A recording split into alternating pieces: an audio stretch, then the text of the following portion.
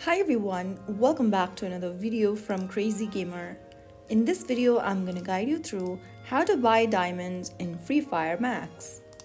To purchase diamonds in Free Fire Max, first of all, open up the Free Fire Max game on your device and from the home screen, go ahead and tap on the diamond icon at the top. You will then see this top-up page where you can go ahead and select the diamond package available for purchase.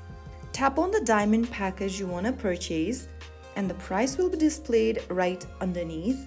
After selecting the package, you will be processed through the payment. Choose your payment method. The payment method includes Google Play, Apple ID, or other payment methods such as credit cards, PayPal, etc. depending upon your location.